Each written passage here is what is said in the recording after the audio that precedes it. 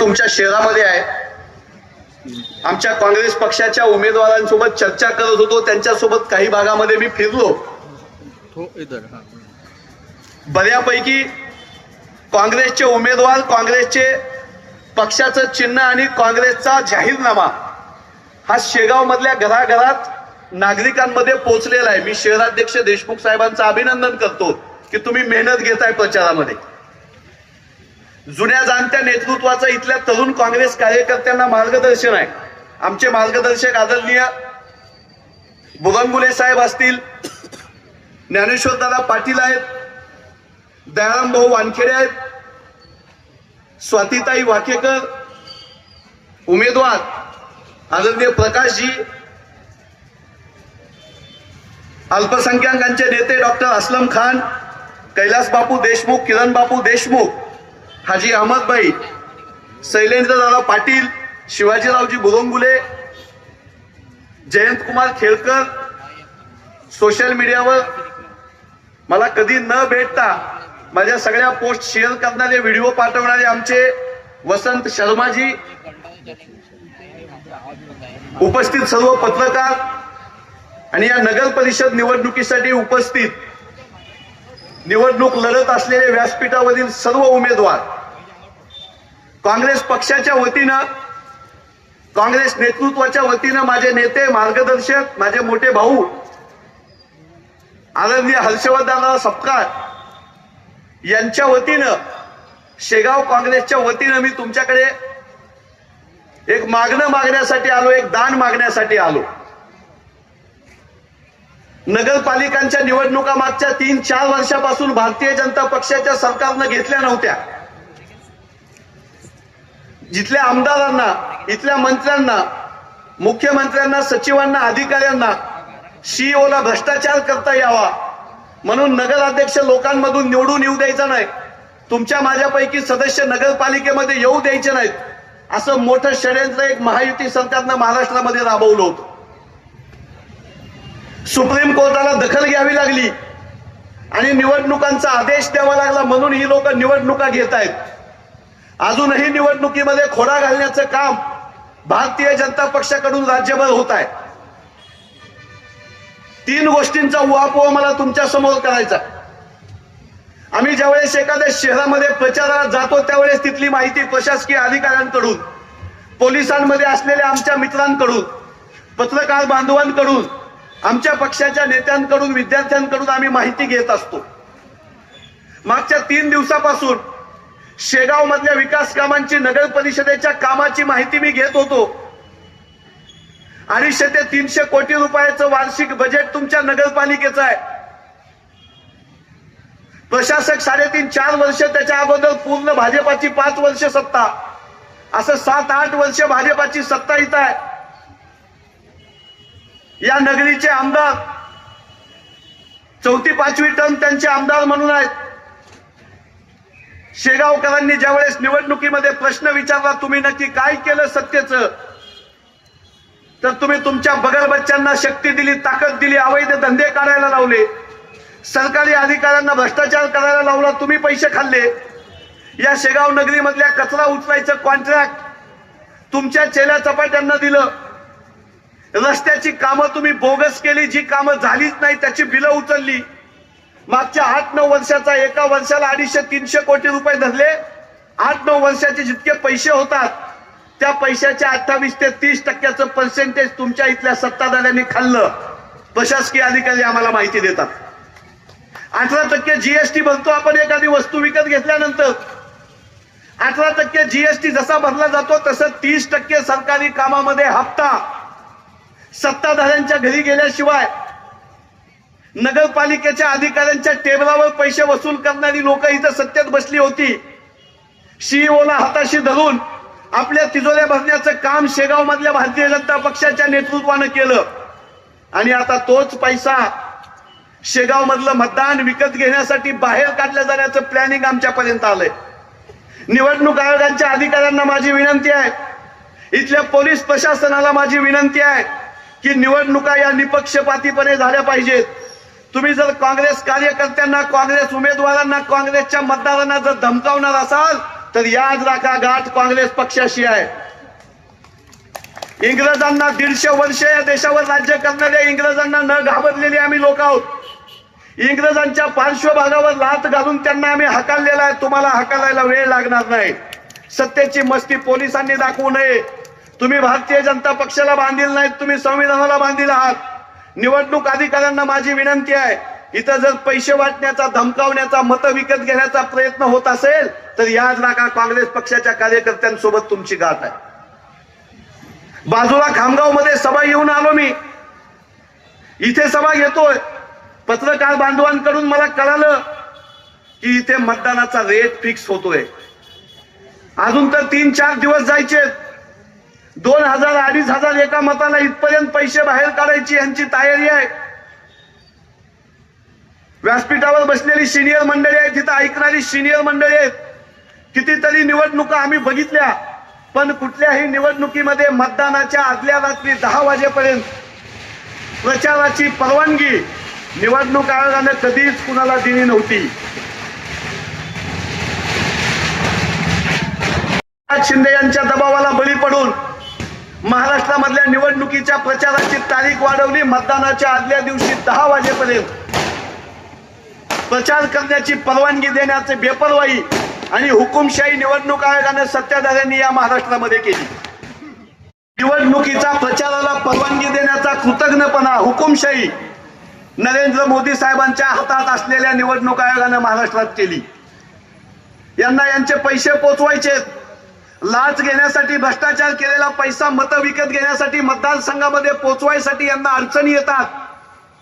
काँग्रेस पक्षाला महाराष्ट्रामध्ये नगर परिषद निवडणुकीमध्ये प्रतिसाद भेटतो याचे रिपोर्ट पोलिसांकडून, प्रशासकीय अधिकाऱ्यांकडून यांच्यापर्यंत गेले आणि निवडणुकीचा यांचा प्लॅन बदलला. प्रचंड पैशाचा महापूर आणायचा, पैशाची अतिवृष्टी करायची असं म्हणून यांनी मतदानाच्या आदल्या दिवशी 10 वाजेपर्यंत परवानगी प्रचाराला देण्याचा आदेश काढला. हे पैसे आपलेच आहेत. हे पैसे इथल्या भ्रष्टाचारामधून खाल्लेले पैसे आहेत. तुमच्या इथल्या आमदारांची संपत्ती 2019च्या निवडणूक आयोगाला त्यांनी दिलेलं शपथपत्र बघा, 2014ला दिलेलं शपथपत्र, 2009ला दिलेलं शपथपत्र बघा.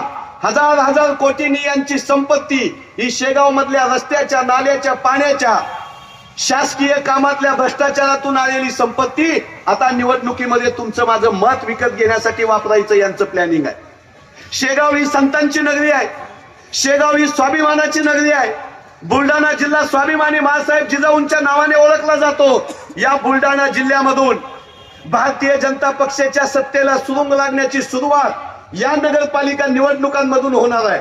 लोणार असो, खामगाव असो, शेगाव असो की बुलढाणा असो, सगळ्या नगर परिषद निवडणुकांमध्ये काँग्रेस पक्षाला मतदार भरभरून प्रतिसाद देणार आहेत असा रिपोर्ट यांना भेटला. म्हणून यांनी आता दहशतीचं अस्त्र बाहेर काढलं, म्हणून यांनी पैशाचं अस्त्र बाहेर काढलं. 2 नंबर धंदेवाले, वरळी मटक्यावाले, गुत्तेदार करणारे, हुकुमशाही करणारे, दमदाटी मारामारी करणारे, उमेदवारापासून, प्रचार प्रमुखापासून ते लोकांमध्ये पत्रक वाटणाऱ्यांपर्यंत हुकुमशाही आणि दडपशाही ही यांची ओळख आहे. आमच्या भागातून शेगावमध्ये नागरिक येतात दर्शनाला. ही शेगावची नगरी संतांची भूमी आहे. इथं आदर तिथ्य होतं, साधू संतांचा आशीर्वाद भेटतो. पावला पावलावर जय गजाननचा नारा आम्हाला ऐकू येतो. पण इथंच बाहेरून येणाऱ्या भाविकांवर हल्ले करणारी मंडळी आज भारतीय जनता पक्षाच्या तिकिटावर निवडणूक लढत आहेत. याचा जाब आपल्याला विचारावा लागेल.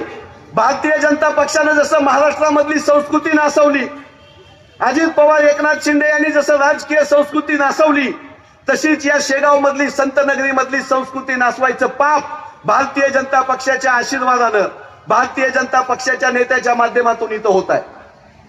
काँग्रेस पक्षानं जी उमेदवारी दिली ते आमचे आदरणीय प्रकाशजी शेगोकर 3 पिढ्यापासून काँग्रेसचा वारसा चालवणारं घर आहे. 2 नंबर धंदेवाले, मटक्यावाले, दारूवाले, वाळूवाले अशांना आम्ही उमेदवारी दिलेल्या नाहीत. सामान्य घरामधल्या पण पक्षाशी एकनिष्ठ असलेल्या प्रकाशजींना आम्ही उमेदवारी दिली. महाराष्ट्रामध्ये अनेक उमेदवारांचा प्रचार करण्यासाठी आम्ही जातो, पण शेगावमध्ये प्रकाशजींचा प्रचार करण्यासाठी एक अभिमान आहे आणि खूप मोठा सन्मान वाटतो. कारण 3 पिढ्याचा वारकरी, पंढरीची वारी ज्यांनी 3 पिढ्या चुकवली नाही असा वारकरी माणूस तुमच्या इथे मिळालेला आहे तुम्हाला उमेदवार म्हणून. निष्ठेची माणसं, वारकऱ्यांचा वारसा चालवणारी माणसं, साधू संतांचा आशीर्वाद घेण्यासाठी पात्र असलेली माणसं काँग्रेस पक्षात उमेदवारी देऊ शकतो, हा संदेश आम्हाला खामगावमधून, बुलढाण्यामधून, शेगावमधून द्यायचा होता. आपल्या घरामध्ये उमेदवारी वाटणारे बीजेपी वाले आम्ही बघितले, पण काँग्रेस पक्षाशी एकनिष्ठ राहणारा मतदार आणि काँग्रेस पक्षाशी एकनिष्ठ राहणारे नेते, आमची तुमची सगळ्यांची परीक्षा बघणारी ही निवडणूक आहे. महाराष्ट्रामध्ये आम्ही सगळ्या प्रचार सभा भारतीय जनता पक्ष, अजितदादांच्या, एकनाथ शिंदेच्या आम्ही ऐकतो. काय सांगतायत देवेंद्र फडणवीस? देवेंद्र फडणवीस आज सभेमध्ये म्हणाले, आमच्याकडे नियत आहे, आमच्याकडे नीती आहे, आमच्याकडे निधी आहे. सरकारी तिजोरीची धमकी. तुम्ही जर भाजपाला मतदान नाही केलं तर तुमच्या गावाचा विकास करणार नाही, रस्त्याला, पाणी पुरवठ्याला, स्वच्छतेला मी निधी देणार नाही, असं सांगण्याचा बेशरमपणा संवैधानिक पदावर बसलेले देवेंद्र फडणवीस करत आहेत. आपल्याला लोकशाहीची ताकद दाखवून द्यावी लागेल. आपण जो टॅक्स भरतो, आपल्या रक्ताच्या घामाच्या पैशातून जो टॅक्स आपण भरतो, जीएसटी भरतो, आपण साधं कोलगेट विकत घेतलं, वह्या पुस्तकं विकत घेतली, औषधं विकत घेतली, तर आपल्या घामाचा पैसा टॅक्स मधून यांच्या तिजोरीत जातो. देवेंद्र फडणवीसांच्या, अजित पवारांच्या बापाची तिजोरी महाराष्ट्राची तिजोरी नाही, आमची तिजोरी आहे. हे आपल्याला खणकावून सांगावं लागेल. लोकशाहीची ताकद दाखवून द्यावी लागेल. मागच्या 11 वर्षापासून तुम्ही सत्ता भोगताय. देशामध्ये यांचं सरकार, राज्यामध्ये शेगावमध्ये यांचंच सरकार होतं, आणि आता तुमचे आमदार उड्डाण पूल बांधू म्हणतायत. उड्डाण पूल म्हणले ना, उड्डाण पूल बांधायचा आहे. 11 वर्षामध्ये तुमच्या तिजोरीचं उड्डाण झालं. 11 वर्षामध्ये स्वच्छता करायची सोडून तुमची तिजोरी तुम्ही भरली. लहान सहान पोरांना मी बोलत होतो, दुपारी शेगावच्या रस्त्यावर मी फिरत होतो, शाळा कॉलेजचे मुलं मुली रस्त्यावर उभे होते. मी विचारलं, साधा उभा राहायला बस स्टॉप सुद्धा 11 वर्षामध्ये नगरपालिका आणि हे आमदार शेगाव मधल्या मुला मुलींना देऊ शकले नाही. 250-300 कोटी रुपयाचं वार्षिक बजेट आहे. 8-9 वर्षाचा जर हिशोब केला तर कितीशे कोटी रुपये यांनी खाल्ले. आपल्या मर्जीतले अधिकारी आणून टेबलावर लाच घेणारी नगरपालिका म्हणून तुमची नगरपालिका गाजली होती. संत नगरीमध्ये गजानन महाराजांच्या सानिध्यामध्ये भ्रष्टाचाराचं, दहशतीचं आणि मटका जुगारचं राज्य तुम्ही जुगारून द्याल, असा विश्वास मला या निमित्तानं तुमच्यामध्ये दिसतोय. काय केलं मागच्या 11 वर्षामध्ये? महाराष्ट्रामध्ये विकास करतो म्हणाले, देशामध्ये विकास करतो म्हणाले. 2024 ची निवडणूक आल्यानंतर आमच्या माता भगिनीला 1500 रुपयाच्या टिकल्या हातात दिल्या आणि लाडकी बहीण, लाडकी बहीण, लाडकी बहीण म्हणून हे फिरत आहेत. नगरपालिका निवडणुकीमध्ये सुद्धा लाडक्या बहिणीनं पैसे दिले म्हणून प्रचार करत आहेत. इथं उपस्थित माता भगिनींना माझा प्रश्न आहे, का हो मावशी, ताई, तुमचा भाऊ ज्यावेळेस भाऊबीजेला तुमच्याकडून ओवाळून घेतो, राखी पौर्णिमेला राखी बांधतो, आणि तुम्हाला ज्यावेळेस ओवाळणी टाकतो त्यावेळेस त्याची जाहिरात करून बस स्टँडवर फोटो लावतो का? लावतो का?